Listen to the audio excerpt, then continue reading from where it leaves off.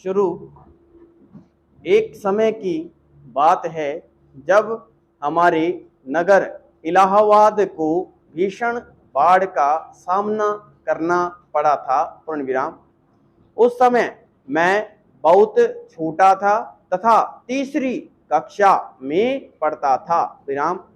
मैं स्वयं तो समाचार पत्र नहीं पढ़ सकता था, किंतु उन दिनों प्राय नित्य की चर्चा का विषय बाढ़ ही रहा करता था। पूर्ण विराम। जैसे ही समाचार पत्र वाहक का स्वर सुनाई पड़ता, अखबार ले जाओ, वैसे ही भैया एवं दीदी झपट कर बाहर दौड़ते और अखबार की खींचतान मच जाती। पूर्ण विराम। अंत में माताजी अथवा पिताजी उन्हें शांत करते, फिर हम सब अतीव उत्सुकता से बाढ़ की खबरें सुनने बैठ जाते। पूर्ण विराम। एक दिन पिताजी ने अति चिंतित होकर हमें समाचार सुनाया कि आगरा और दिल्ली की ओर भारी वर्षा हो रही है, जिससे यमुना नदी में भीषण बाढ़ आ गई है। पूर्ण विराम। पैरा।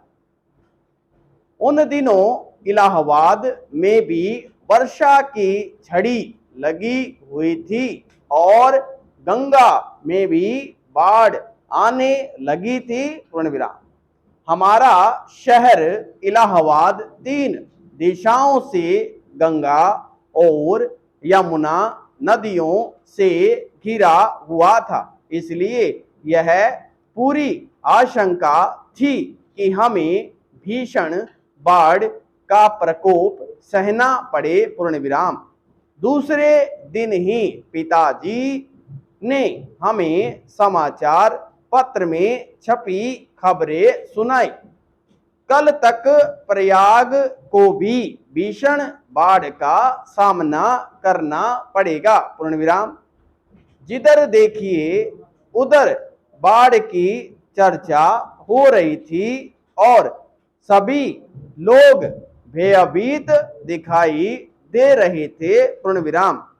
तभी बड़े भैया कहीं से घूम फिरकर लौटे। पूर्ण विराम।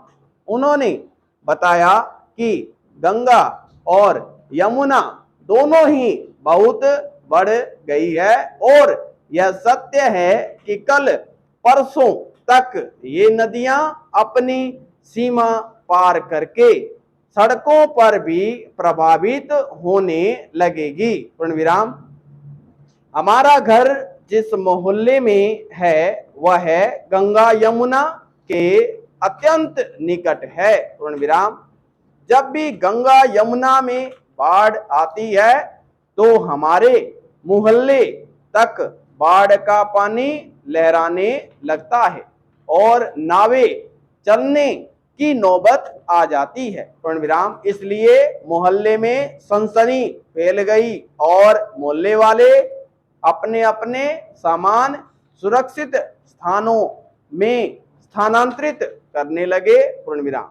पिताजी ने भी तुरंत घर गृहस्थी का सब सामान अपने एक मित्र के घर पहुंचा देने की व्यवस्था की और फिर हम सब लोग भी उन्हीं के घर चले गए। पूर्ण विराम। कुछ व्यक्ति सरकारी शिविरों में और अपने सगे संबंधियों के घर चले गए जहां बाढ़ आने का खतरा नहीं था। पूर्ण विराम। पैरा। किसी प्रकार त्रस्त नगरवासियों ने रात व्यतीत की और सवेरा हुआ। पूर्ण विराम। आकाश उस समय काले काले मेघों से आच्छादित था, किंतु जिधर देखो उधर बादलों की उपेक्षा करके लोग बाढ़ देखने के लिए चल पड़े। पूर्ण विराम। हम भी अपने परिवार के साथ गऊ घाट पहुंचे। प्रणाम। यमुना का पुल अर्थात गऊ घाट तक पहुंचने में मार्ग में जितने मोहल्ले मिले वे सभी जल में डूबे हुए थे। पूर्ण विराम। मैं जिस विद्यालय में पढ़ता था वह मुट्ठीगंज में स्थित है। विराम। मेरे विद्यालय के सामने वाली सड़क पर जो यथेष्ट ऊंचाई पर है भी यमुना का जल ठाठे मार रहा था। विराम। यमुना के पुल पर खड़े होकर देखने से ऐसा प्रतीत होता था मानो जल प्लावन हो गया हो। पूर्ण विराम। चारों ओर जल ही जल दिखाई देता था। विराम। यमुना का जल खतरे के बिंदु पर थपेड़े मारा था। विराम। यमुना का पुल मानव समूह से खचाखच भरा था। विराम।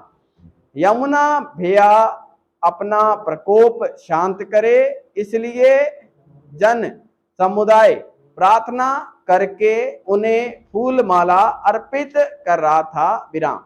अपार जल राशि की गर्जना मनुष्य ही नहीं पशु पक्षियों के हृदय को भी आतंकित कर रही थी। विराम। वृक्षों पर भयभीत पक्षी भयावह शोर मचा रहे थे। विराम। Para change. यमुना पार के ग्रामीणों का तो बुरा हाल था। विराम। समस्त खेती जल प्लावित हो रही थी। विराम। ग्रामीण जनों के घर फूस के छप्पर तक यमुना में बहते नजर आ रहे थे।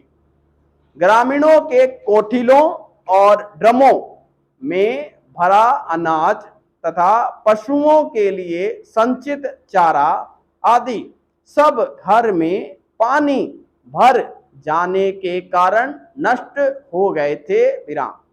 यमुना के जल में बहती हुई अगणित मानव और पशु पक्षियों की लाशें भंवर के चक्कर में पड़कर डूबती हुई नौकाएं तथा अपने जीवन की रक्षा हेतु जल से संघर्ष करते त्रस्त व भयभीत व बहते हुए जीवित पशु पक्षी सम्मिलित रूप से एक ऐसा भयावह दृश्य उपस्थित कर रहे थे कि मेरा बाल मस्तिष्क आतंकित हो उठा। पैरा। मुझे आज भी स्मरण है कि मैं डर के मारे आंखें बंद करके यमुना के पुल पर ही अपनी मां से लिपट गया था और जोर जोर से रोने लगा था। विराम। मुझे अत्यधिक भयभीत देखकर पिताजी सपरिवार घर लौट आए थे। विराम। उस रात मैं सो नहीं सका था। विराम। आंखें बंद करते हुए भी विनाशकारी भयावह दृश्य चलचित्र की भांति नृत्य करने लगते थे और मैं डर के मारे आंखें खोल देता था। विराम।